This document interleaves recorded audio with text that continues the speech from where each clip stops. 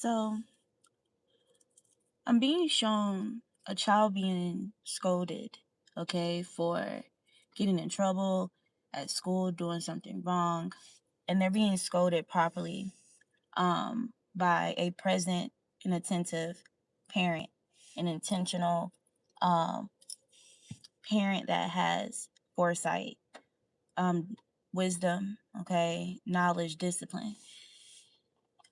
People that you felt the need to put sustained distance or this commitment to refrain from giving them any access, or you even being in that mediator energy, big heart energy, wanting to mend the situation. So no longer taking the initiative to mend the situation, but more so vocalizing or verbalizing like expectation, intention, whatever, and implementing a boundary. So it's like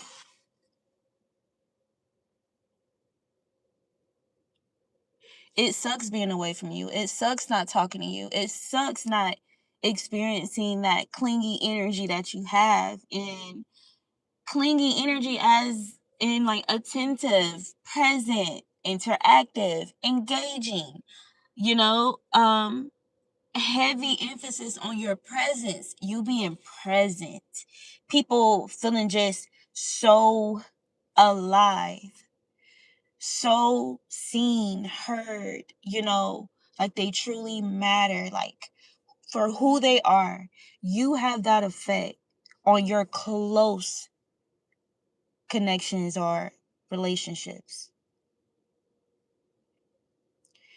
You receive this energy of your nurturing being defined as if it's annoying, it's overwhelming, it's smothering, right?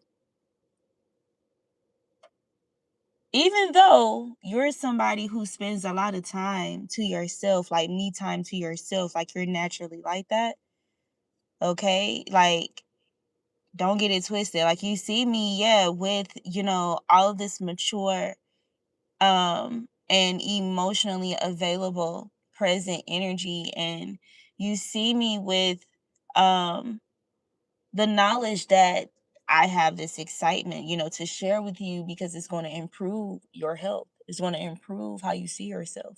It's going to improve the decisions that you make, or give you more, you know what I'm saying? Like, give you more leverage. What I'm bringing to you has the potential to contribute to you positively. And because I love you, that is my love language, to bring material, bring energy, bring resource to you, whether that be emotional presence, whether that be mental fortitude and presence, being able to offer something of substance and substance, being able to stimulate your mind. You get what I'm saying? Like, being able to help contribute to growth, understanding, the things that are very high value biblically, according to the divine. So it's like, this is my base love language, to be present, even when it's nonverbal, but having an energy where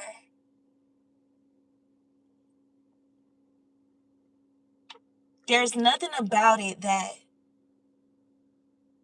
causes the kind of discomfort within you that makes you feel unsafe. And that's the thing about you guys. You guys have this energy of safety to your presence and your frequency. People don't feel like, if something was to happen, right, that you're just going to be concerned about yourself and yourself only, and not, you know, how it used to be, put others before you. But you guys had too many, too many examples, too many experiences where people showed you that when put in the same shoes, they're going to throw you under the bus. It's so crazy. I'm sitting here like just reflecting. Like spirit is just bringing me to when I was in high school, and you know, some of you guys may resonate, like how it'll seem like your cousins are your best friends more than like friends that you actually make. It's like there's like a cousin or two cousins or whatever, you know, or if you guys are like the same age or around the same age, it's like y'all are just, you know, just very meshed with each other, you know. I've had two of my cousins both try to fight me at school, and the thing is they were like my closest cousins.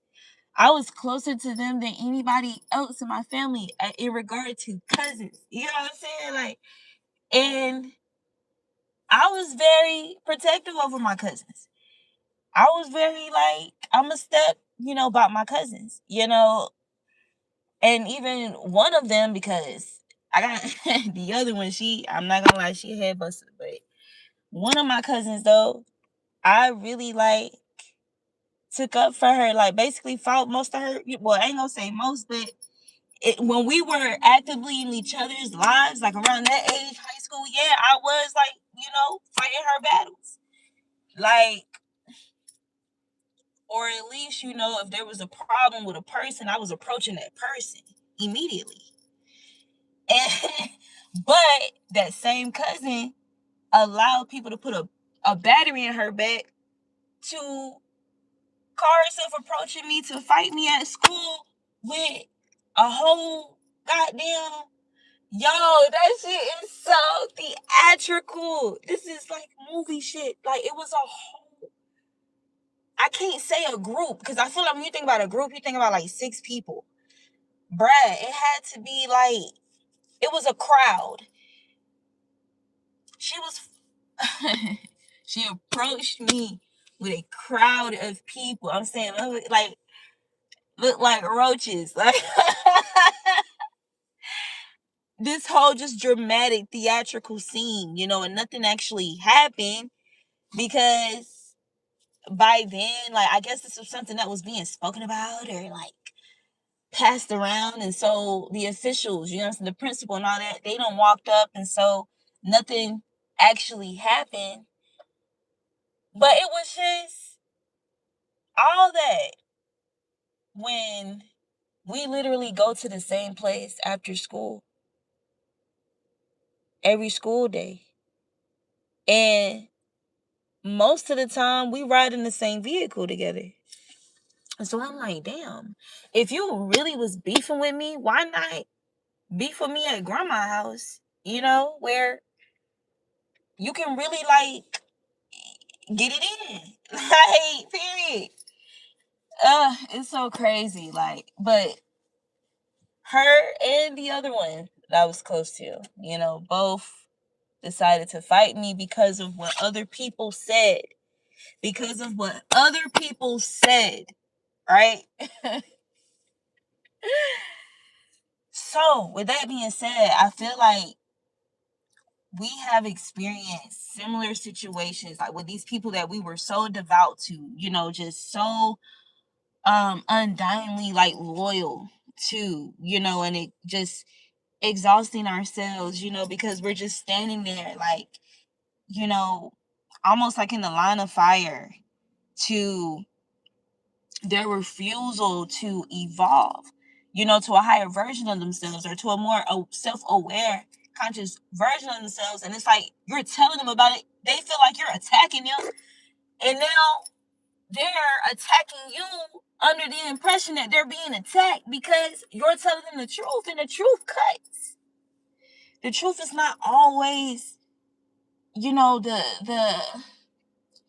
smoothest, to consume or digest.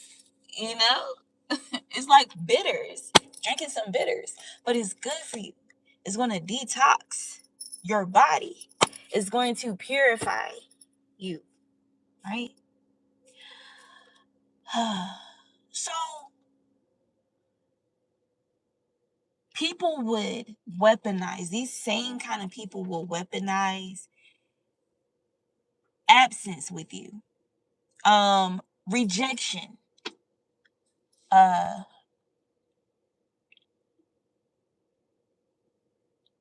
a multitude, two or more against one type of behavior, cult like, right, behavior towards you, people that you love down.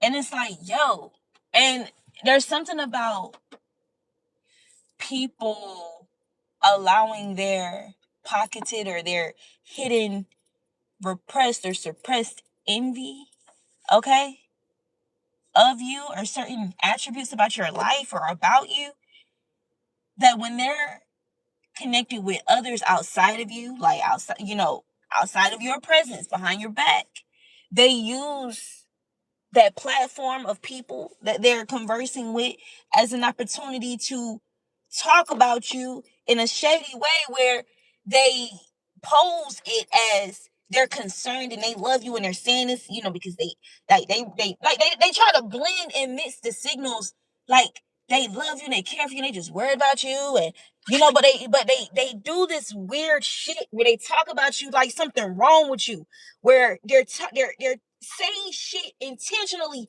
to make the other person or people consider you in like some questionable ass behavior that does not even apply to you at all.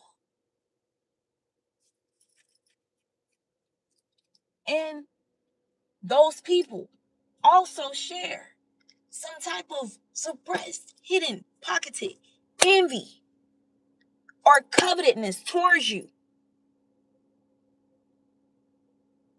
Or they're in a space of some type of greed, self-driven motive, where they feel like you're in the way. It's crazy. It's crazy. It's crazy. And what is you being in the way, collective? You being in the way is because you're actually somebody that's evolving on a soul level. You're actually somebody that's helpful. Like, truly. Like, I'm saying, like, completing cycles, starting new ones, or being a catalyst to that sleeping giant of a talent or a skill or a gift or an ability, okay, that you are speaking life to. The power, life and death is in the power of the tongue. The power of life and death is in the tongue. You speaking life to what's supposed to be spoken life to when you interact with people. You speaking death to what you supposed to put a death to when interacting with people. And again, and I love God. I love how God just keeps us balanced,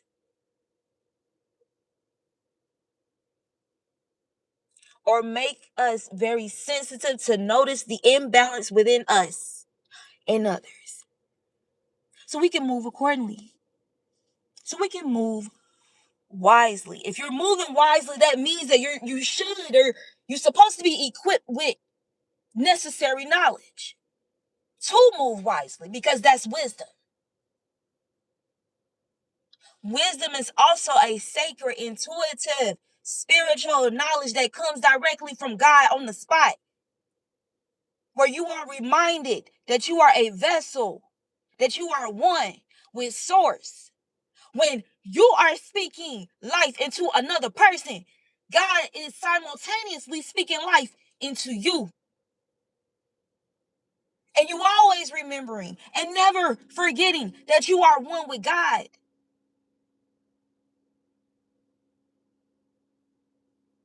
They mad because you have not fallen, because you have not bowed down to their idols.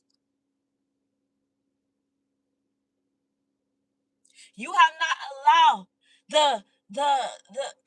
you did not allow the inconsistencies of the idols they worshiped.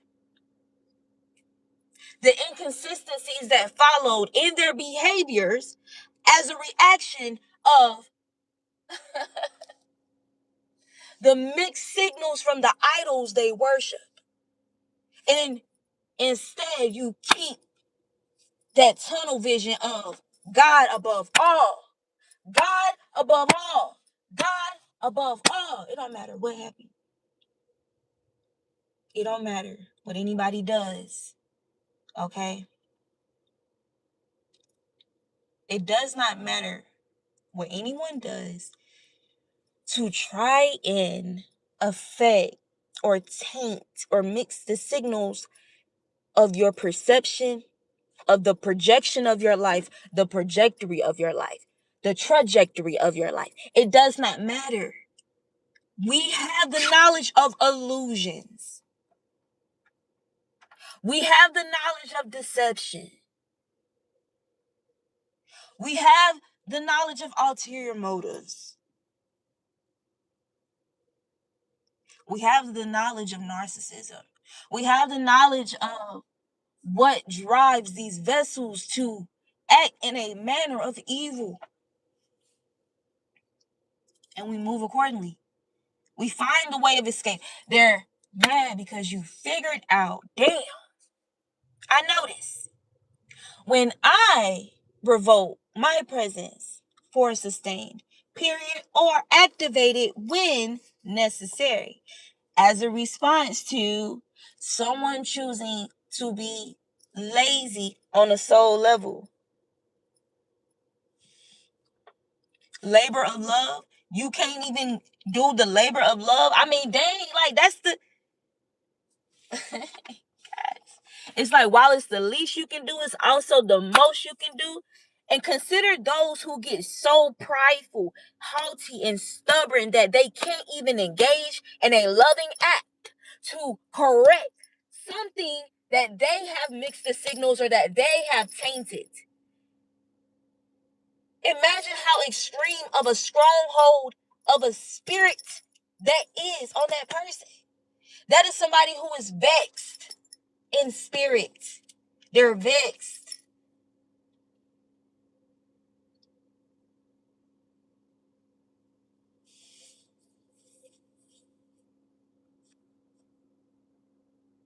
And that is how you know. That is what proves. That is the evidence of someone.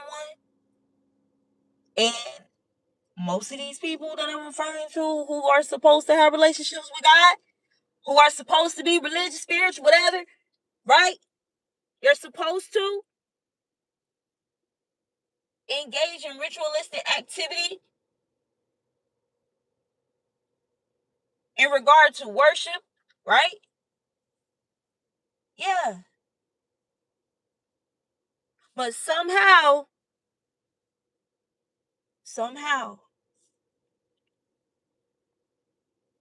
you forget God still.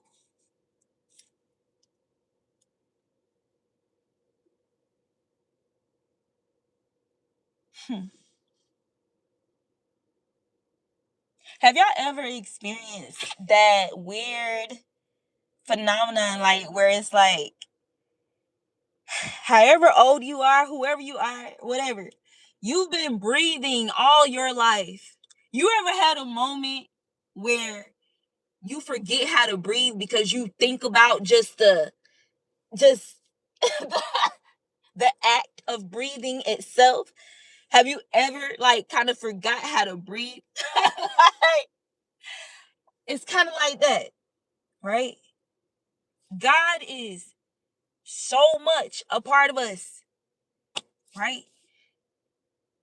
It's like your soul is like, yo, like this is so cool. It's so cool. If you just remember, you are truly more in tune with your soul than you are with your body. And it's more so about bringing your body up to speed of your soul. But we're going to come back to that, right? We're going to come back to that. As you are bringing your body up to speed with your soul collective, becoming even more in tune with the divine. People weaponizing absence, emotional clarity, communication, stonewalling, deflecting, so false communication or filler communication, right? So feeding you nonsense, feeding you disruptive energy if you consume it, and you're consuming it when they make a decision to feed you trickery, deception, filler, right? Communication. It's almost like eating some shit that's foreign to your body. So now your body has to work overtime to process this. You know what I'm saying? And the hoping with the intended outcome to be that your well-being is restored.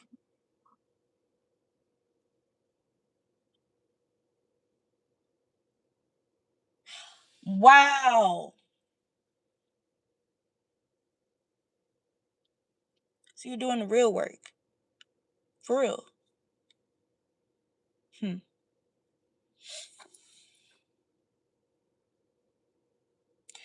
Labor of love. If they're not putting in labor of love and they was dependent on you and your labor of love, and you're having to feed yourself and them off the labor of love that you're doing, and these grown-ass people are not also putting in their labor of love, what else is the closest example that humans in the most basic form of understanding will understand what the fuck I just said?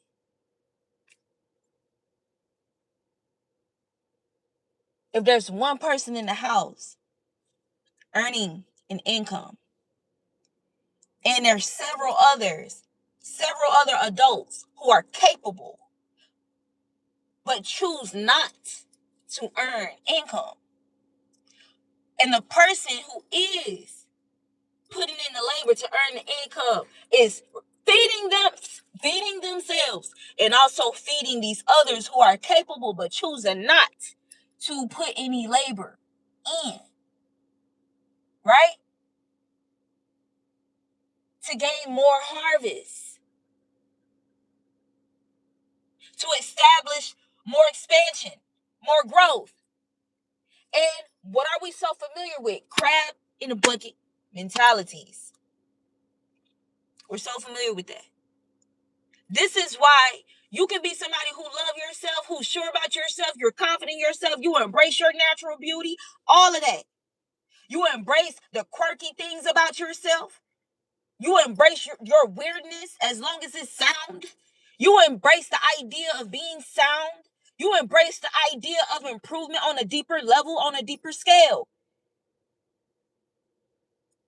And not just on some narrow-minded ass perception or perspective, but no, emotional, psychological. Okay, you gonna look into, you gonna invest in healing your psychological mind, healing your mind and learning about your mind, understanding your mind,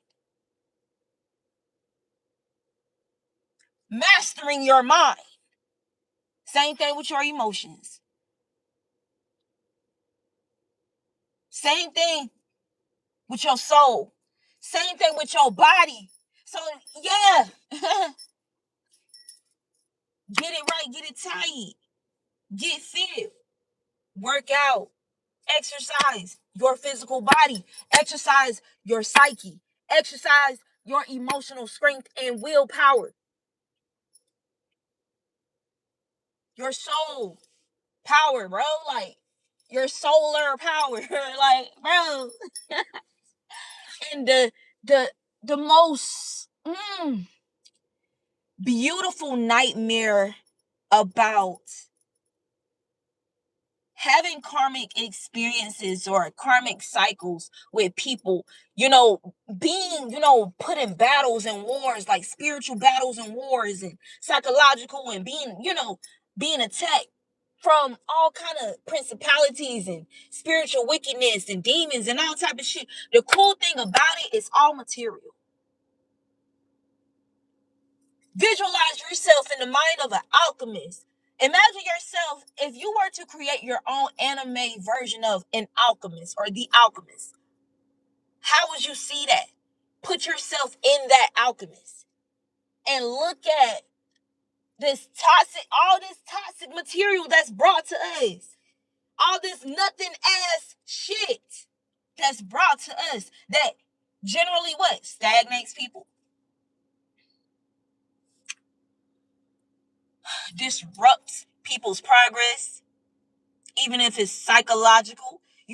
That the concept or the reality of people getting trapped or stuck in psychological ages where they were traumatized. And that's when, that's in the category of healing your inner child.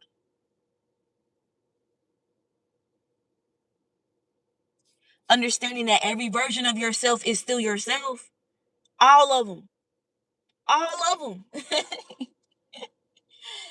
It's just like a refinement, a cleaning, a fine tuning that's going on. And just like with pot, the clay and the potter, just like a sculptor, like it's like you chip away, at certain things. You know what I'm saying? Like, that's how it is. And we are at the level where if we've not mastered that, we are actively mastering that.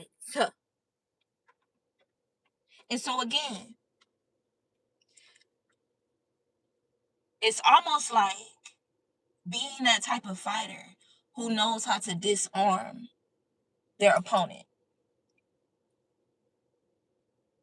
It's one thing to defend yourself from their weapon.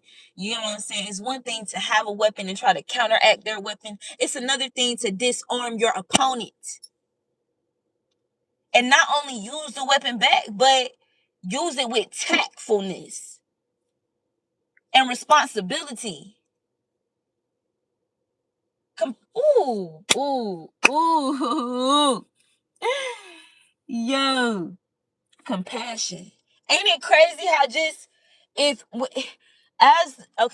it crazy how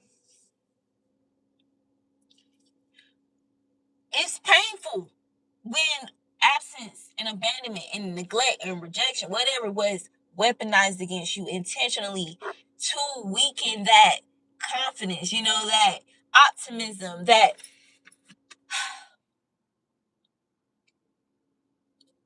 excitement of what's to come, that looking forward to not just life, not just yourself, but yes, yourself and life because of God.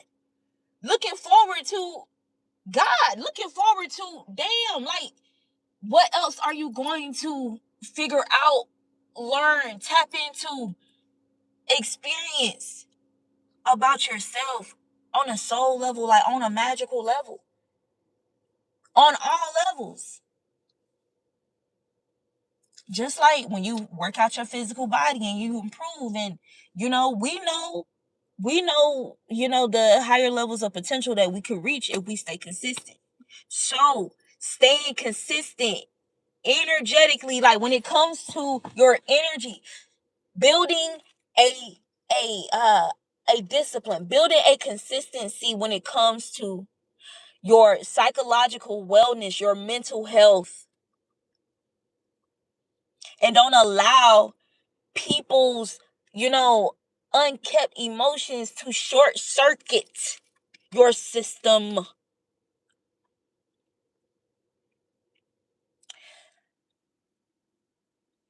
So I got I got an old ass iPhone, bro.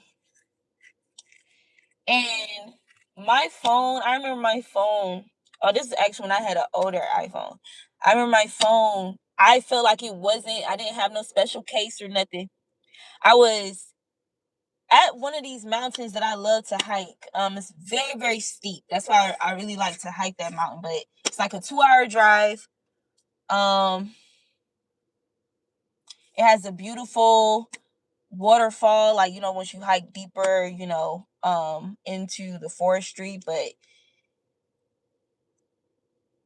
I'm definitely that person that if there is like a fallen log, or like a log like crossing over a river, or just a log, that's fallen in a way where you can climb it on some inner child shit, I'm that person. Like, I'm gonna climb that shit for fun, like for grounding. Like, I don't know, like, it feels right to me. That's just something, I don't know, it just feels right. I do it. Period. Call me Tarziania. I don't know. But my phone fell out of my pocket into the water. Now, the thing about this water is that the water was so clear. Now, this is Georgia. So I'm like, yo, and I've been to several places. I've hiked at several places, several mountains. And I'm like, yo, like, this water is like pristine, clear. Like, that's so cool. But my phone, like, it was submerged in the water and everything. And it was absolutely fine. Like, nothing even happened. Like, when I picked it up, like, nothing even happened. And it was just not expected because it was an older phone. You know? That's how y'all energy is. This is like that old soul energy. You being an old soul, this is how, like, the way that you recover is like mind-boggling to the people who just, they don't, when they're met with the slightest of what they've orchestrated or what they participated, okay, in creating for you. It's like, no, like, they don't really recover, in the manner that you recover. Like, you recover more wise. You recover with more wisdom. You recover with more trust in God. You recover with more strength. You recover with, like, more vitality. Because as you experience these betrayals, it's like you retreat, like, a little more, like, you retreat your energy more and more and more. Right?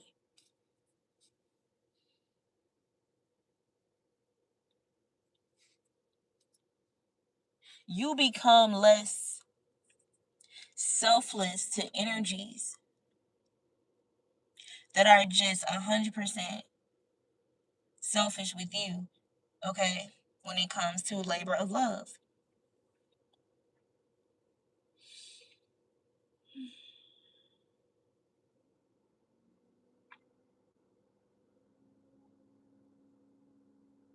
Wow, this is a really deep message. This is a really deep message because I'm hearing, like, when it comes to idols that cause people to get shaky with God, right? Idols such as your money gets shaky, okay? Uh, your physical gets shaky, your reputation, like, how you see yourself compared to others, or how like, whatever. Your body also being an idol. Boy, I'm telling you, bro. I'm just a vessel, bro. I'm just a vessel. I'm just a vessel. So for anybody, whoever, you know, gets hit really hard with something and it takes a little bit longer recovery process, but I want to make sure I say this very clear. Recovery process, like, in, how can I explain this? I think I need to use an example. Um,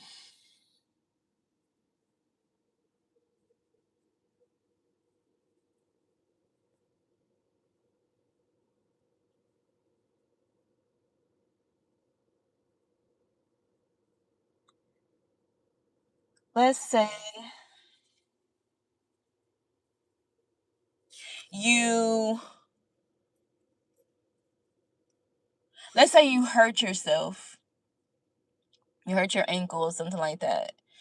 Of course you have to rest, you have to be considerate of certain things, but you also, put things in your body that's also going to aid to the recovery of your ligaments, your tendons, like, you know, um, creating an environment within your body to help speed up the recovery process. So this is how you guys operate when you deal with betrayals. This is how you operate. So yeah, like, this shit hurt. Like, of course.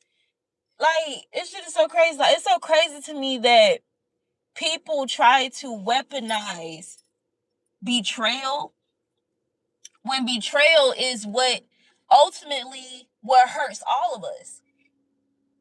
That's ultimately, like, even those people that become so saturated with demonic tendencies, in a lot of cases, they become that way because of a betrayal, right? Because of them failing to recover from a betrayal, right? You guys are the opposite. It don't matter how mad you are, how disappointed you are, how disgusted you are. You know what I'm saying? You still is gonna do your due diligence in the meantime while you're recovering. You're gonna pray, right? You're going to do your affirmations. You're going to be attentive to your mental health, be mindful of your emotional wellness, of your physical. You're going to move your body. You're going to push yourself to move your body. You're going to let your body rest when you need to let your body rest. You're going to fast when your body want to fast. You're going to feed yourself intentionally. You're going to feed yourself healthily. You know what I'm saying? In the meantime, you still gonna have your moments where you really feeling the motions, you going through the motions, but you gonna put on some sound healing frequency. You gonna burn some sage. You gonna light some incense. You gonna light a candle for your you're gonna set an ambiance that heals and calms your nervous system. Because your nervous system was dysregulated from the betrayal. You're gonna approach your healing with the higher intelligence because you study. And you're going to study some more in the meantime as well. And you're going to be meditative, meaning you don't have to necessarily study, but just be present. Allow yourself to be still sometimes. Sit with God, right? Just sit and just be still. Just slow down the physical world so you can really be present in the spirit. This is how you're moving, collective.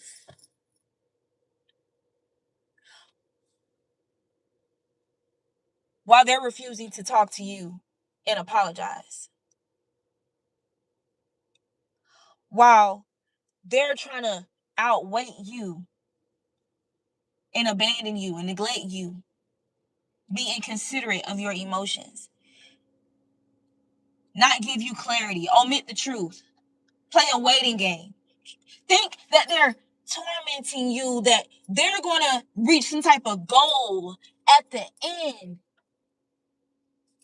that's going to support their pride. As if God didn't already say there's a fall that comes after that pride. All you have to do is move out the way, collective, and stay out the way. Let them fall. Let it fall. It's literally like being that type of person that has such a quick reaction time. Like when it comes to a quick reflex. It's like being that type of person that has like a quick reflex. Like your reflexes are mad quick. Like there's a ball coming at the back of your head. And you turn around right before it hits you and knock it out the way. Type shit. Like it looked like it's about to hit you. And you knock it out the way just in time. This is how you guys are moving. Okay?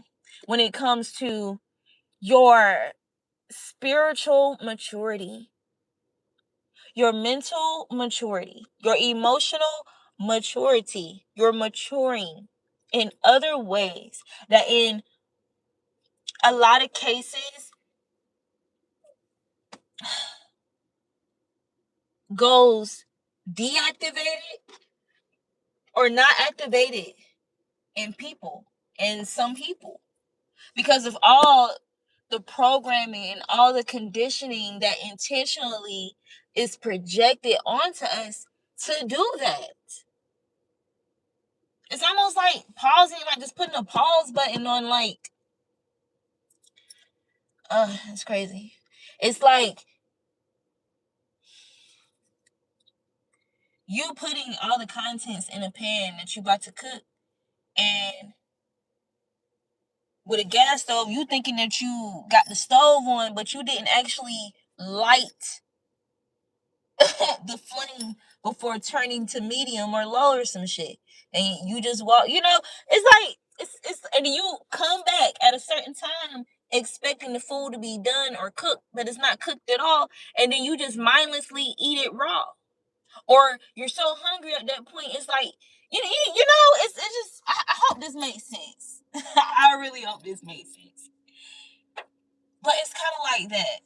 But it's like, no, pay attention to the stove, pay attention to everything you're doing. Do not leave out of the kitchen because there could be a fire. Something could go wrong, so don't leave.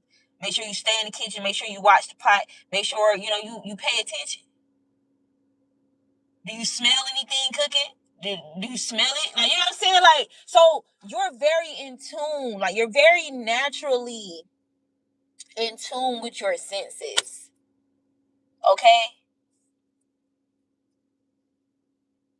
So when it comes to these energies that you don't even know like that, like energies, vessels that were, compatible with demonic spirits, okay,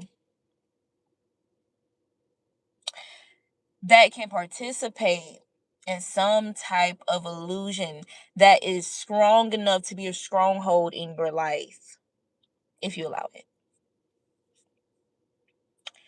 Or for somebody who doesn't truly have a genuine connection with the divine, that stronghold is a hell of a stronghold. Okay, like they not coming out of it how you coming out of it, collective, because your connection with the divine is real.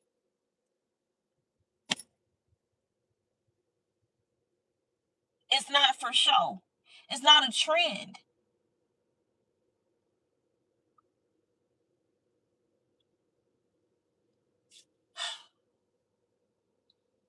It's not because it looks, it's not because it's only socially correct to acknowledge God, to go to church, okay, to be Christian.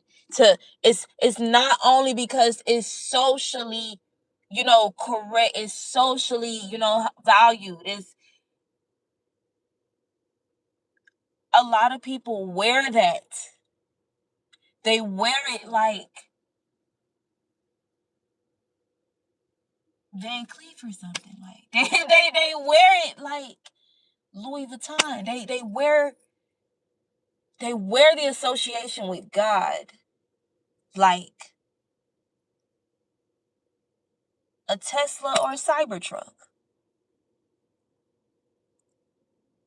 But their connection with God is not truly genuine, because the moment an idol gets shaky, they forget God. Yeah. It's a different kind of power. It doesn't matter what illusions of power that we're going to be blasted with throughout our life and around us.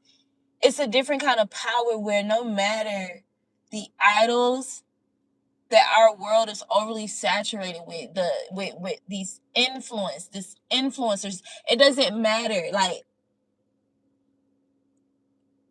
what changes with any of these things of this world outside of us or any person? God, God's hand is unchanging. God's hand is unchanging. And that's how you guys move through life. That's how you're moving through challenges, through your level up. Like whatever is going on, like your everyday. God is a part of your everyday.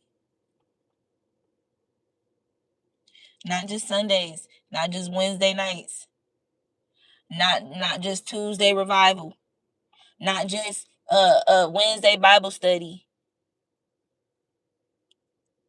but no, every day, including when presented with a very tempting offer. Yeah. Then too, you locked in with God. Then too, with when faced with a very tempting offer concerning an idol, now you still remain locked in with God. You don't become desperate behind the idol. You don't become thirsty behind the idol. Like these are people who wanted to see you in an expression of desperation, thirstiness, in whatever avenue they could, the pain could possibly drive you into. And why were these people like that? Because what was operating these people? What did they open themselves up to dirty up their soul and cause them to malfunction or manifest improperly?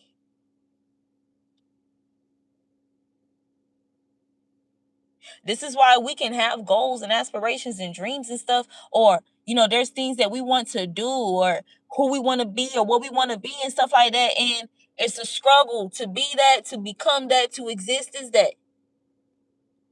Why? Because of the influence of idols.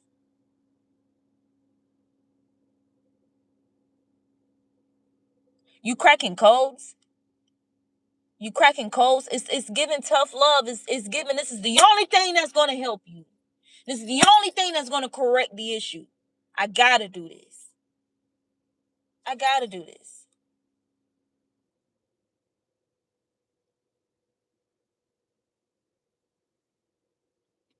And what makes it even more powerful is how you led with presence in the first place.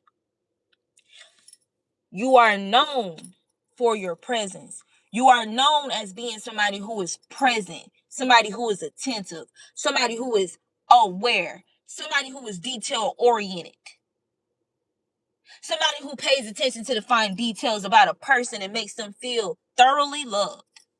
Your labor of love.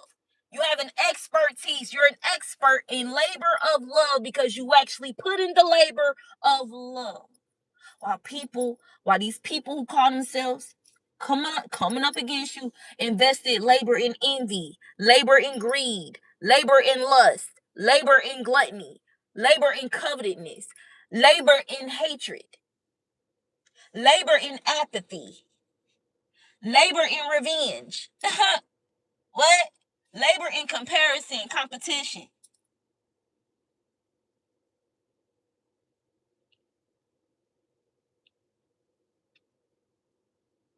Labor in idols.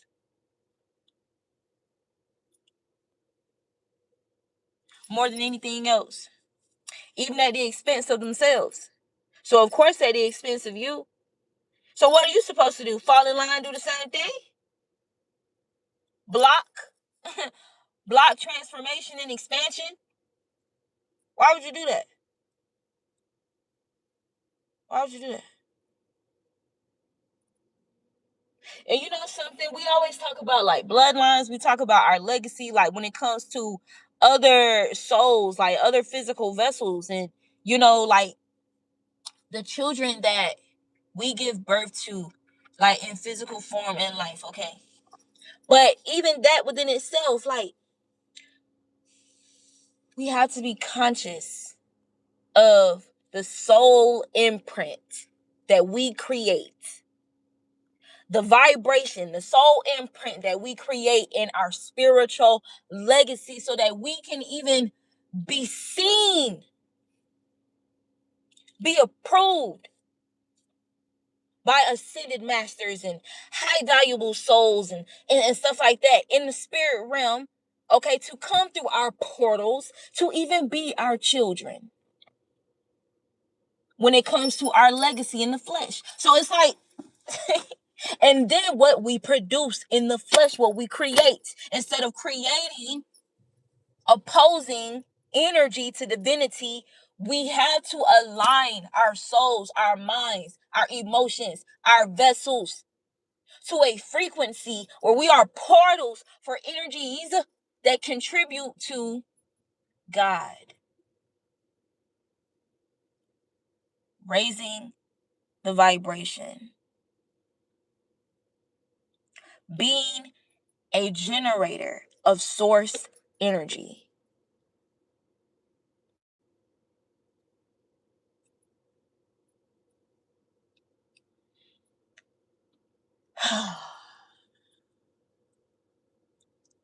God is good all the time.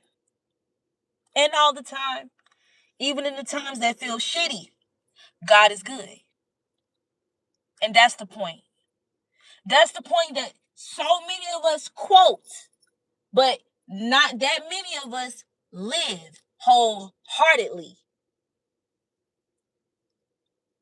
Don't you ever get it fucked up. Don't you ever get too pissed off at somebody about not being loyal to you if you're not fully loyal to God.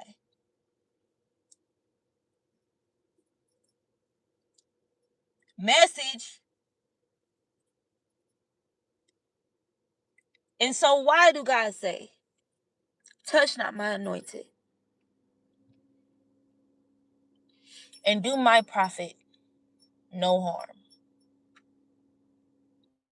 A prophet is at the higher chain when it comes to labor of love. That prophet gonna show you how to do it.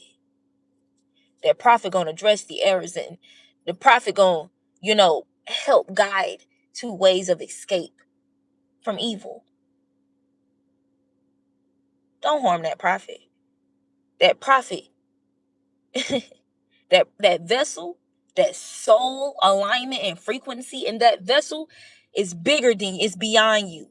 God is using that person to reach several individuals, particular individuals that's also, oh my God, oh, boy, I can go into praise and worship right now, bro. Oh my God, bro. Anoint thy head with oil. Let me tell you something. I love my mother. I love my mama so much. I love my mom so much. Why? I'm grateful. I'm grateful to God. I'm grateful to myself. I'm grateful to even have chosen my mom as a portal to come through. My mother is a Scorpio. My mom is a praying woman. And my mom anointed my head with oil when I was growing up. That was a norm. That was a routine.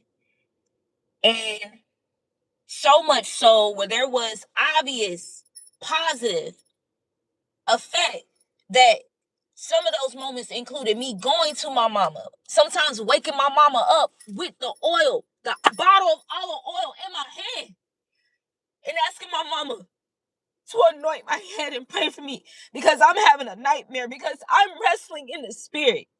I'm that type of kid. I'm that type of person. That's the kind of child I was. So, with that being said, these people don't know you. And getting to know you past their envy, past their jealousy is shocking. It's very conflicting. It's very conflicting because you could help them. You could help them. You could help free them from mental imprisonment and entrapment. You could help them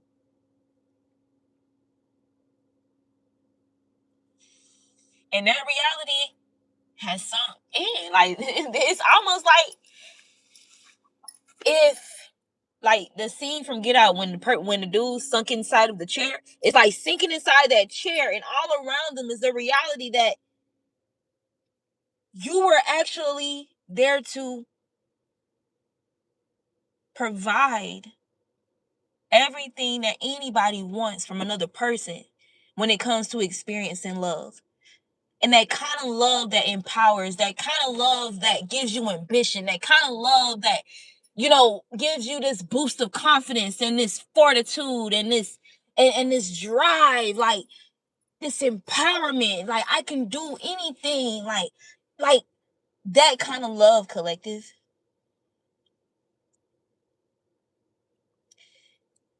And the kind of beings, the kind of beings that we are, we used to be imbalanced, okay? When it comes to that labor of love, because of how so immersed in love, that frequency we are, because God is love. And we're safe. It's always been proven for us to be safe, to just exist as we exist with our labor of love in God. The labor of love that we invest in God has always been rewarded, has always been received and reciprocated. And we got so comfortable there. It's so safe there. But it was that kind of comfortable and that safe that you've been breathing all your life. You ain't got to think about how to breathe. You just do it naturally. Right? And then you start to consciously think about, like, breathing. And now all of a sudden you're struggling to breathe.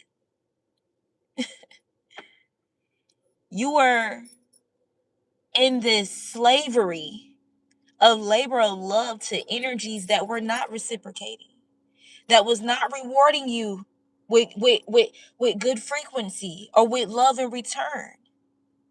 That's very conflicting, draining, and how it becomes a thing of harvesting. So, understanding now from experience and having the knowledge, applying wisdom, understanding that anytime we invest that labor of love in God, in the name of God, we are safe.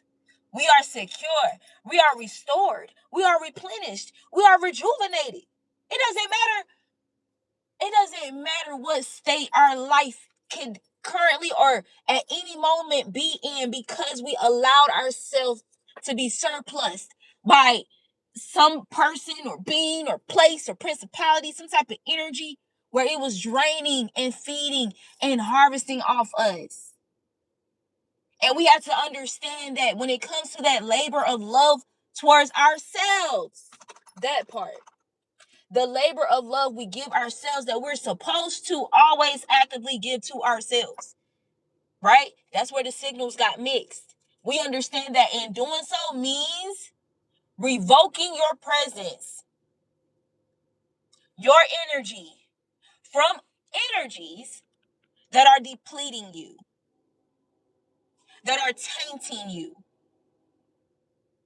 that are disturbing you, disrupting, interrupting, dysregulating you, making you sick, literally.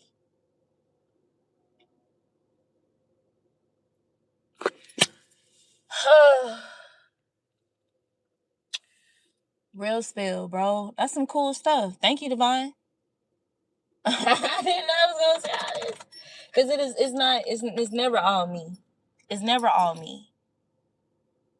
It's never all me. While your enemies out here making these fake declarations and these fake promises that you guys lying to get their way or to get what they want and not being able to fulfill. Right? Cool. So you want to go in a evil contract against me, and I've been consistent with my labor of love, and not just consistent, but showing a level of expertise and quality in my form, all that. Okay.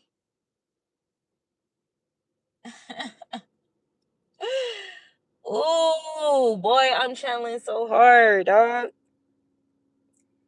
Showing up on time. On time. Overtime. Putting in overtime. Oh, okay. You not gonna pay me my overtime? Damn. So you just gonna rob me? Bet. So while people go into these evil contracts, okay, against you, collective,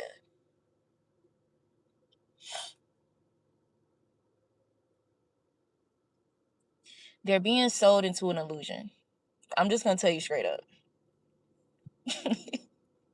They're being sold into an illusion. And I'm hearing that I need to say this to bring your mind comfort.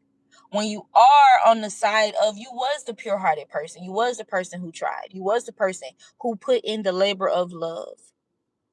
Okay? You was the person who was betrayed. I need to say this to you, that when they give into these evil contracts to work some type of evil against you in response to your labor of love, collective, they are being sold an illusion. Whatever tactic they are using to hurt you the most, which is typically emotional neglect, some form of abandonment, a form of rejection, okay?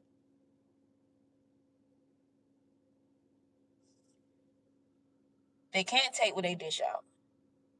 And the results, it doesn't matter. People come up with all these plans, all these speculations of what the outcome is going to be. And this is going to make you do this. This is going to make this. This is going to make you lose your mind. This is going to make you chase. This is going to make you do. And the whole time, you know what's actually going to happen? Damn.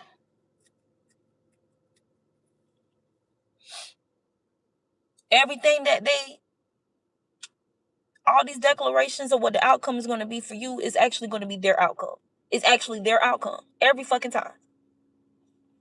Every time.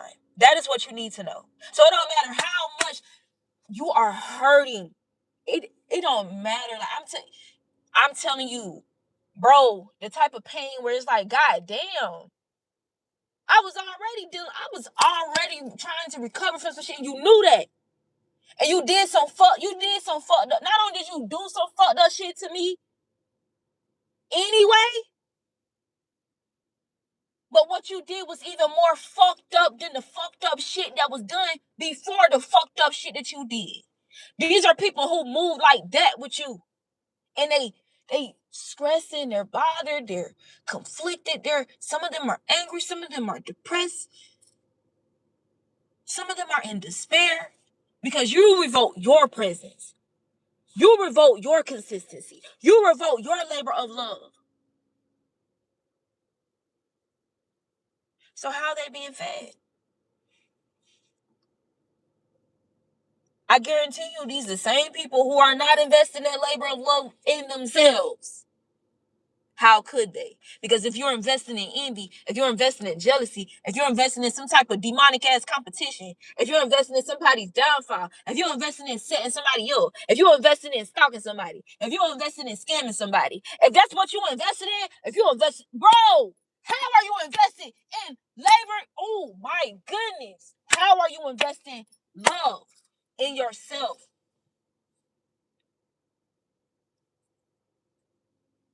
If you're so obsessed with an idol, how? It's giving stand.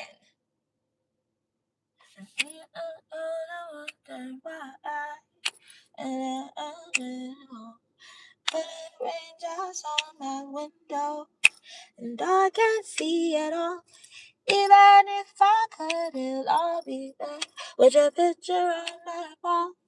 It reminds me that it's not so bad. It's not so bad. These are the vibes right now, collective. It's giving somebody sitting in their car in the rain crying. It's giving somebody crying in the shower. It's giving somebody sitting down trying to distract their minds with something on Netflix, with something on Stars, with something on TV, with a video game, with YouTube, crying. It's giving, whoo, oh my goodness. it's a little harder to make healthier decisions without your motivation. But the beautiful thing is you don't leave people the same way. You left them. You revoking your access was necessary for them to heal. Yeah.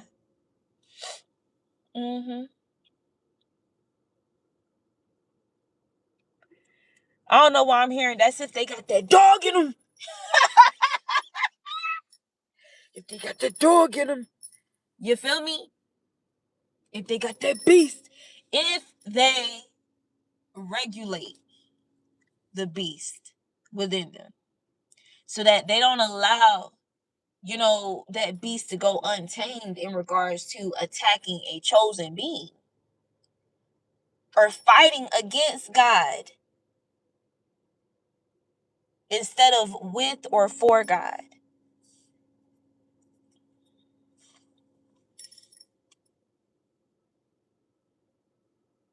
And I feel like, hey, this dangerous territory when somebody got you on, that territory where you're in this illusion of fighting against God in the name of fighting for God. Y'all follow what I'm saying? The illusion of fighting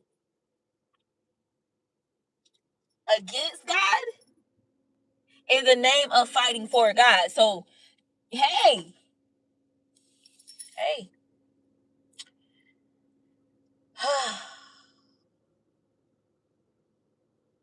And when it's a soulmate, okay, whether husband, wife, or romantic, family, whatever, friendship, if it's a soulmate, of course they're going to be approached with somebody that is the inverted version of you.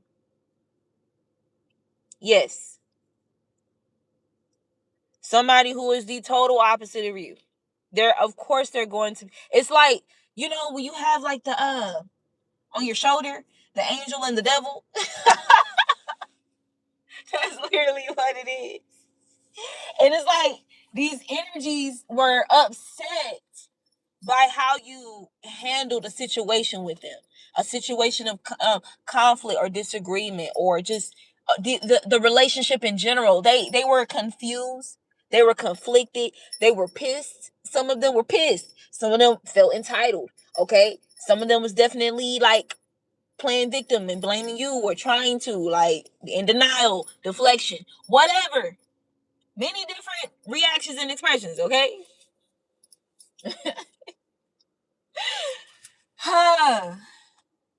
Yeah.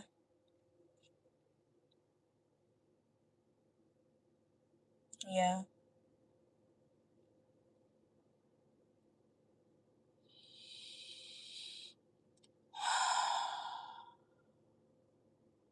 But it's kind of like that angel on your shoulder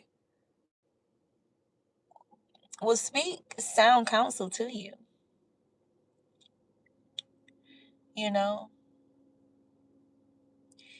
even, suggest, hey, that's not a good idea. Even tell you flat out, you shouldn't do this. Right?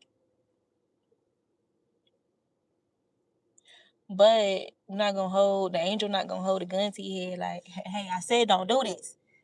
Right? And you know what's so crazy about me saying that is that devil energy though is moving like that. But when it comes to the very things that pull them away from God, that confuse them about God, okay, that cause them to forget God, to swap God out with an idol, right? Under the illusion of being in alignment with God. See, there's that too. That's why you have, when God talks about, the covenant, when God talks about abundance and prosperity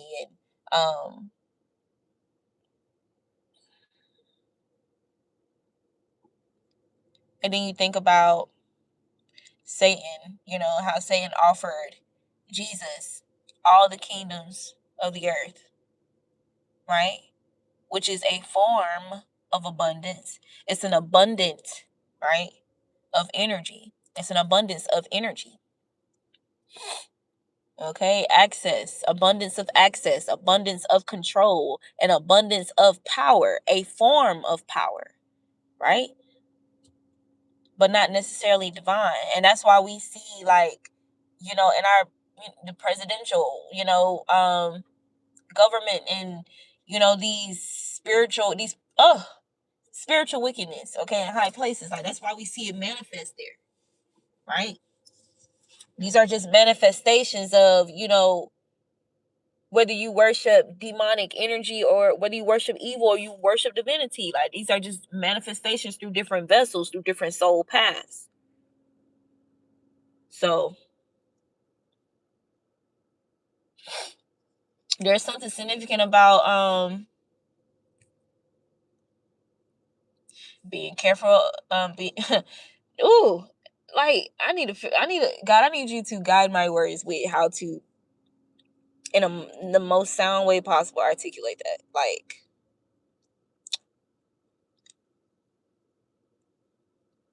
there's something significant about bloodlines that are highly saturated with demonic energy or toxicity. Okay. Coming into an alignment with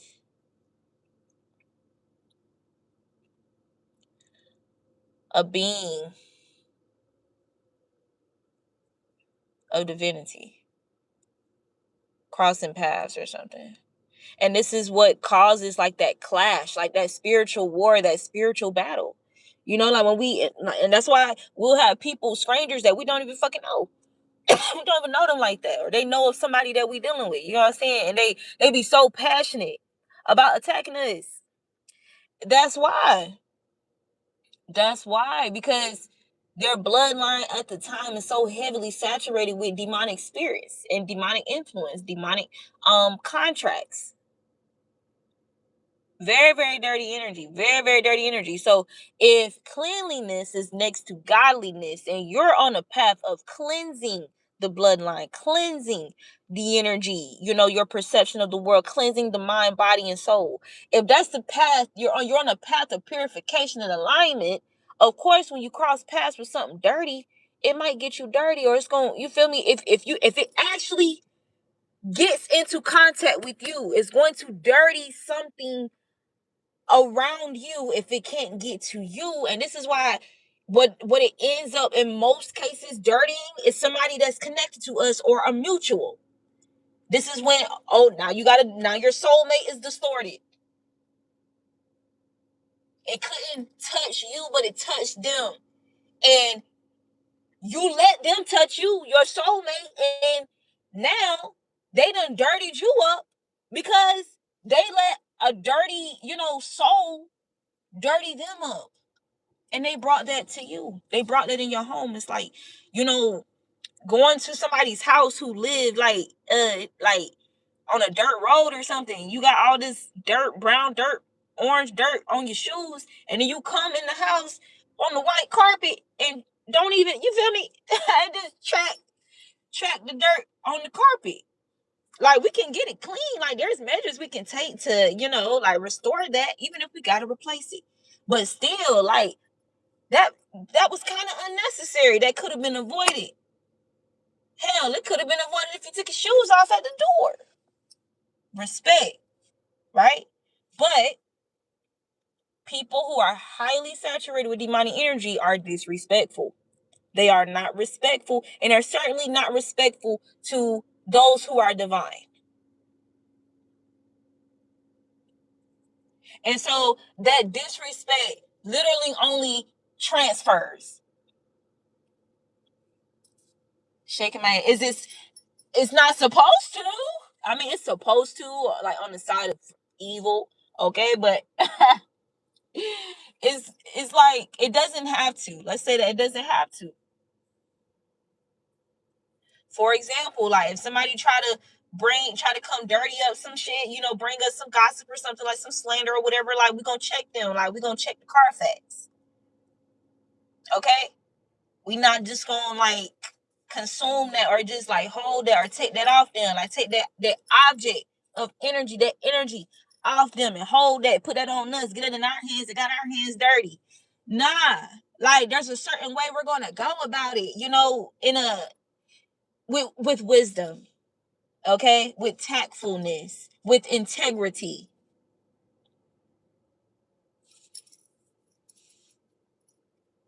So yeah.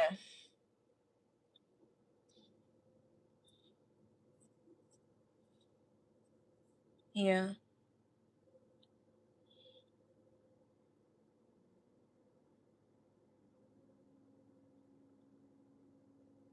Yeah. And you know how with you guys being pure hearted, before, you know, when you was giving your presence, giving your access, even when they didn't deserve it, you still showed up wholeheartedly, you know, with the mind to really want to improve the situation, improve the connection, improve the relationship, you know, be fair, be just, be considerate of both parties, all parties involved, you know, that type of thing. And they were adamant with opposing that energy, which is why people who are like that, you have to be adamant about revoking your access. Because if your access being there before, your presence being there before, you know, that didn't help like really push or initiate that soul shift or awakening within them, then that means do the opposite.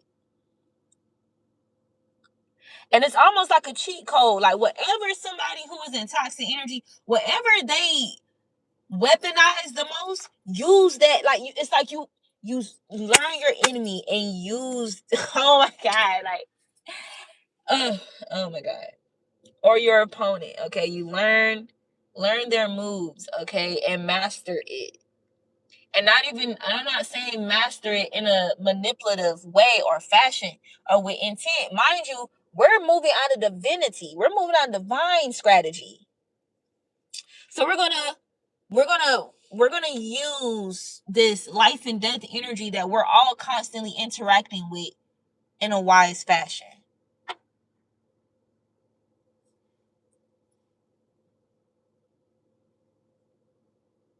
I need to put an ending to this arrangement that we got going on, because this arrangement, you know, has only created like stagnancy. You know, I feel drained, or it's there's the conflict is still, you know, there's no conflict resolution. So I need to put an end to this arrangement. I need to put an end to this cycle. I need to put an end to this pattern. I need to put an end to this pathology. And that is what you do. That is how you do it. That is how you weaponize the energy of death in a high vibration.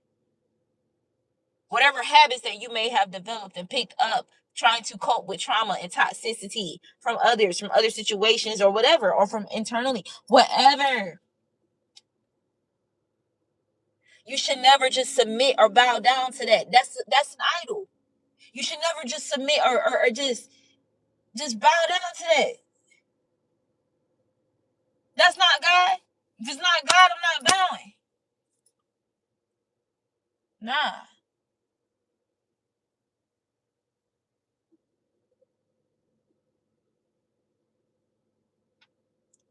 And I'm gonna close out saying this. Do you really believe God is your provider? Do you really believe God is your all? Do you really believe God is omniscient and omnipresent? Like, do you really believe all these things that we regurgitate, we repeat, and we say because everybody else say it? Because it's cultural, because it's traditional to say these things and quote these scriptures. Do you really believe those scriptures about God? And are you living as if you do? Like, do you know that? Do you really know? Do you really like push your imagination or allow your imagination to just run free when it comes to God? Do you really do that? Do you really, you know, practice existing as such? Even when idols become shaky or inconsistent, do you really treat and perceive God as consistent anyways? Anyways. Do you really perceive God as good all the time? And all the time, God being good, like, do you really live? Like, do you really exist in that knowing, bro? And for those of us who do, and for those of us who are actively mastering this, or we are here to do that, okay, to like really truly transform, like, oh my goodness. I just feel like, how long has it been like this background noise of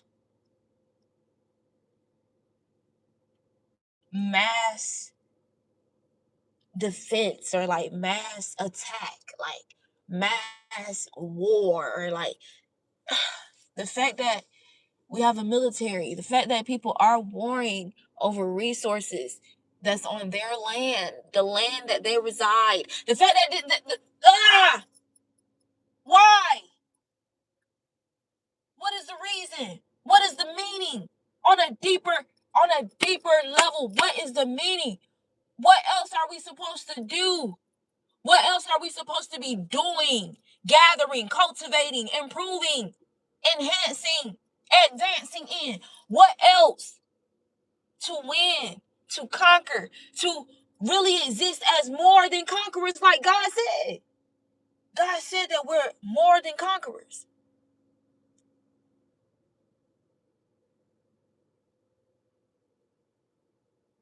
So why would you remain in a pattern or a pathology that is defeating, that is self-sabotaging? Why? If you're already on a soul level, if you're supposedly connected to God, if you're already more than a conqueror,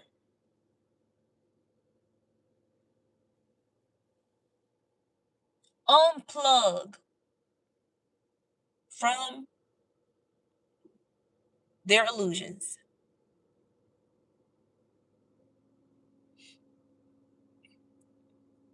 And you have, and you actively are. Every time you identify one, every time you meditate and you go inside yourself and you search your mind, you search your body, you search your soul, you search your reactions, you search your perception, and you clean up.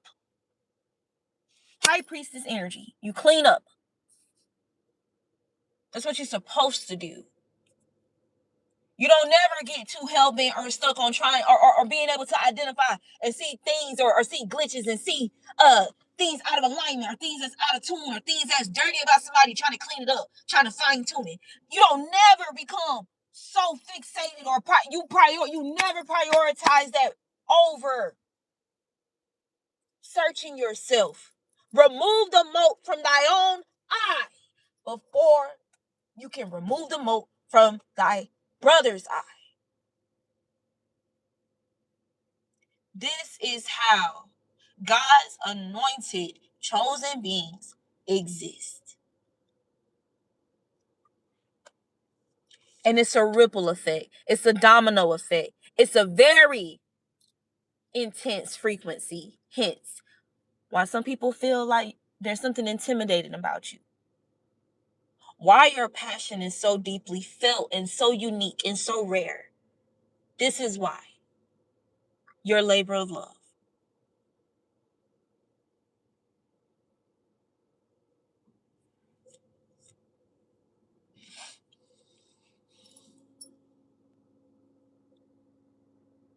Mm.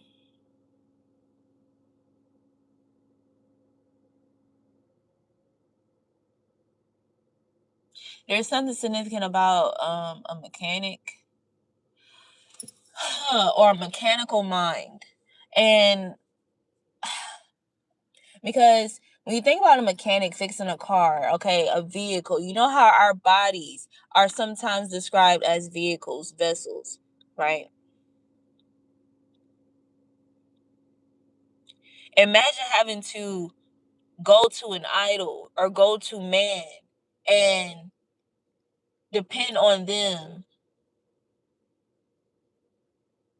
to fix your soul, fix your emotions, fix your body,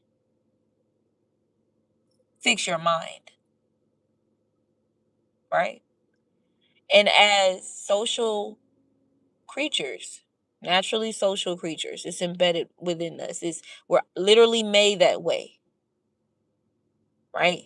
We're made with differences and similarities. Like and this is what connects us.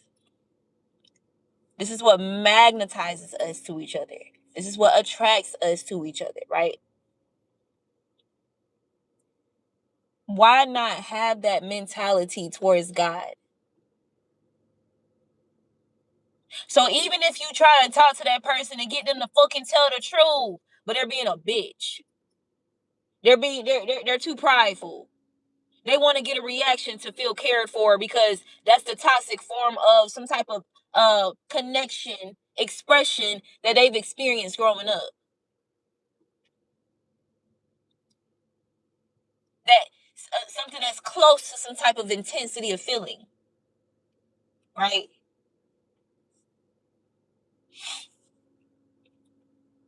Why not just go to God? Why not just take that same labor of love, right? That effort, and invest that effort in yourself. Invest that effort in your self-regulation and your self-actualizing and you mastering your intuition and your discernment and your ability to read the room and to interpret your dreams. Be so in touch that even if you're just, sitting for a break and, in waking times, you can have a vision of something that gives you some type of clarity, right? Gives you clarity. You can always get clarity from God. The clarity that you need anyway. The clarity that you need the most, you can always get it from God. It doesn't matter if somebody tries to weaponize omitting the truth from you, leaving you in the dark, being sneaky, doing things behind your back. What matters the most out of that, the material that matters the most out of somebody playing with you, is that pain. That pain, as well as the identity of what's being expressed from that person that's causing you the pain. The context of the identity, understanding the energy, the spirits, the demons that you're dealing with from that person, understanding and learning the tactics and the strategies so that you can then, overcome or you can, you know what I'm saying? You can counteract that. That's what matters. What do you do with the material? Again, going back to the alchemist, being that alchemist, what can you do with that?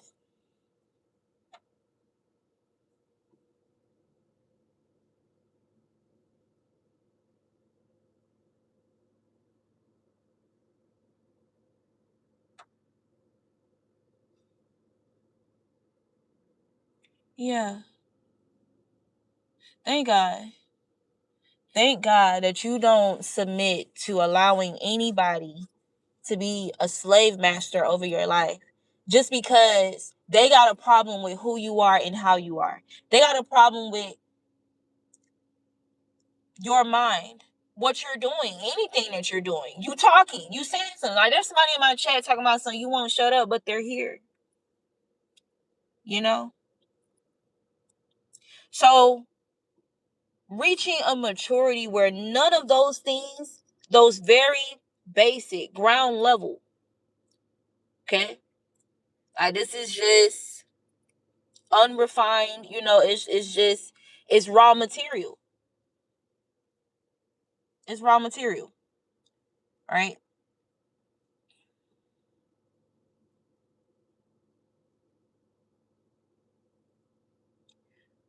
You guys mastering the wisdom to understand why people take jabs at you, why they are so disturbed by you, but they're obsessed at the same time. And let's talk about the obsession. The obsession is the fact that they can't penetrate you. The obsession is the fact that they can't turn you into them. The obsession is that you won't buy into the illusion with them. The obsession is you recognize when Satan is trying to offer you all the kingdoms of the world and, recognize God's covenant.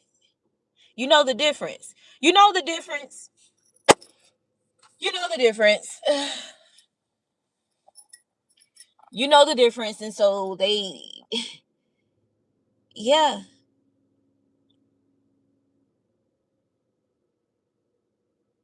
And this is going to sound really harsh, but it's reality. Are you able to recognize spiritual suicidal ideation? Especially like when it's expressed through bullying? Do you know that suicidal ideation can be expressed through bullying? Do you know that? Like on a spiritual level?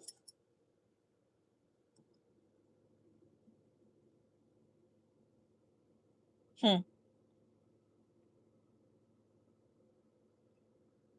You have to be able to recognize that these people are suffering. Okay? They're suffering.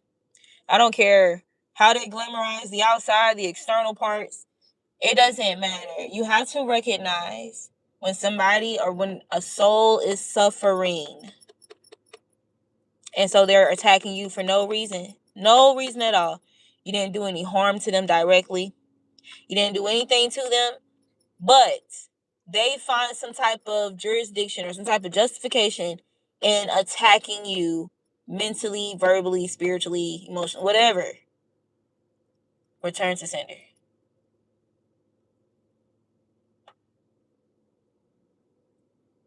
Why is return to sender necessary? Hopefully, that person is edified by the manifestation of the energy they put out manifesting in their own lives. Hopefully, they are edified. Hopefully, that pain that they're going to experience, okay, is a catalyst when it comes to their maturity.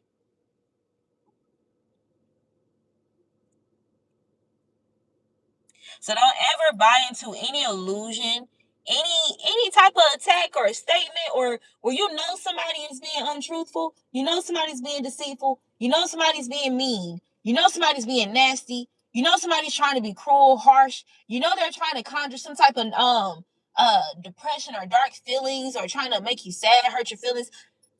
The easiest way to discern people's intentions is staying in touch with your inner child. Going back to when you was a kid and somebody was mean to you. Going back to when you was a kid and somebody took something from you. Going back to any feelings that you felt immediately when somebody did something bad to you. All you gotta do is tap into that as an adult. The easiest way to know if somebody's lying to you, if somebody's being unfair, easiest way. And I'm gonna tell you this for this person that made this little remark. For who will be my husband, I guarantee you, my husband will be orchestrated, ordained, customized, divinely guided, divinely planned for me by God. And no idol, no man, no being that is not God has any jurisdiction, any power, any effect, any impact or influence on who is going to be my husband, my divine partner, my family, my legacy, my life, my anything, my anything. That's the reality, y'all. All demonic energy can do is sell you illusions and hope you take the bait. Don't be trying to prove no point, going pulling up on a group of girls or whatever, a group of niggas or whatever, like, trying to fight you and stuff because they hate and they jealous. What for what? For what? Why? Why? What's smart about that? What's wise about that? Like, these are people who You guys have dealt with people, or these people who are in this Tenosaurus energy, desperate to invert the energy so they can swap the Tenosaurus. That's what they're trying to do. They're trying to swap or flip the Tenosaurus energy because that's what they're in. So they want to insult you. They're trying to gaslight you. Okay? They're trying to use old, tired, predictable tactics out of desperation. They don't realize it's a cry for help, but hey, they have to learn to cry to God. You can't save them.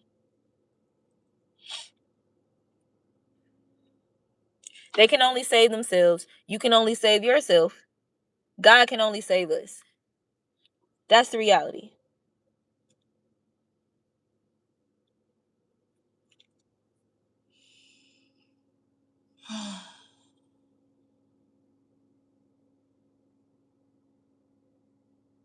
Yeah.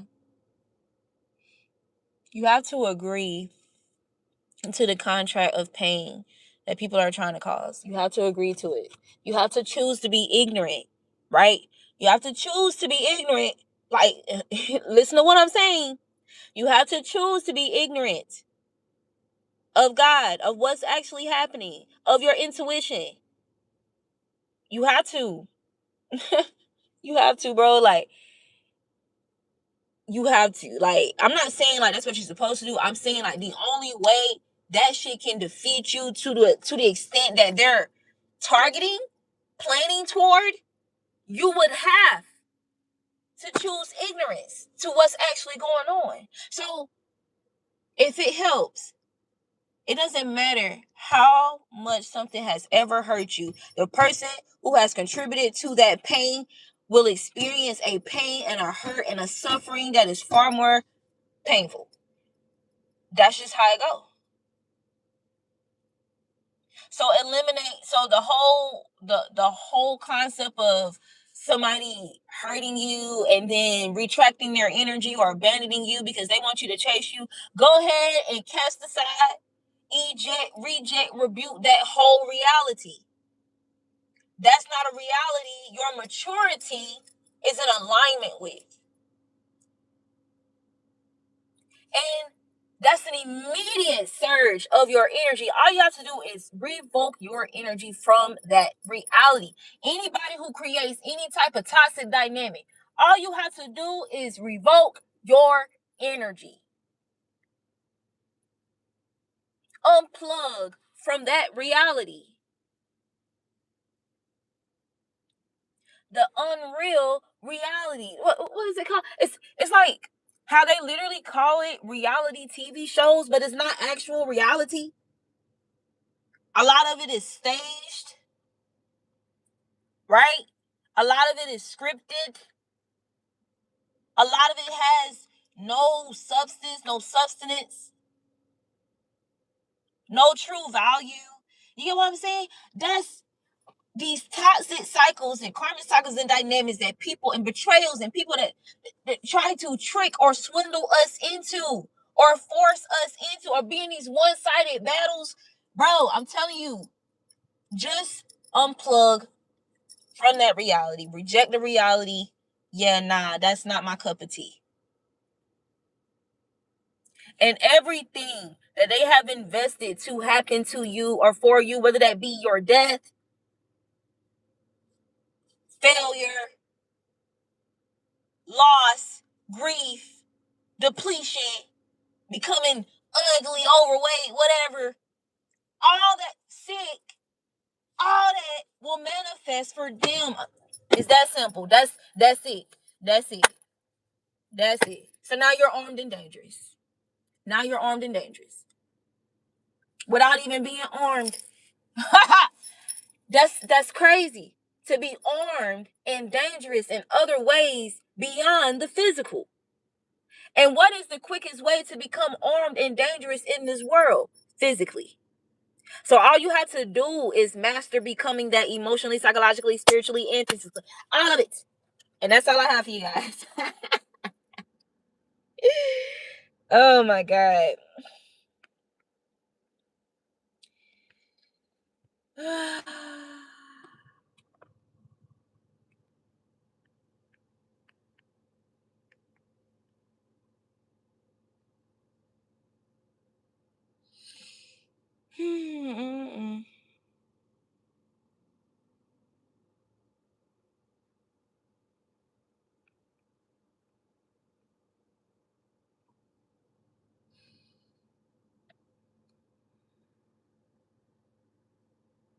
Alright. I'm about to close out. I'm looking at these curses and hexes in the chat. Anyway, let me see. And I hope y'all know that's what that is. So I wouldn't advise y'all to read them. And if you do, just rebuke it or cancel it from your energy. But let me report this just for future reference.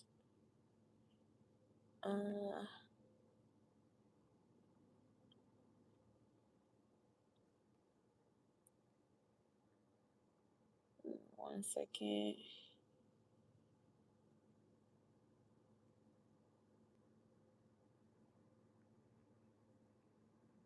And of course, I didn't see all of them. I don't really care to do all that.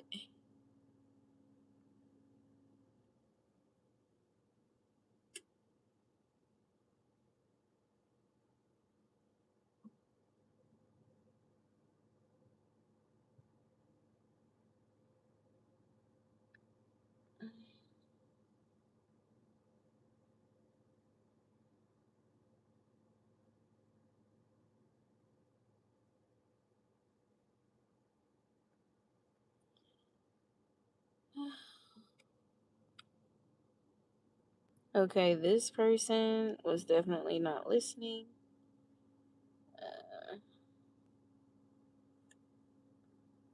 Okay, we're good. All right, we're good.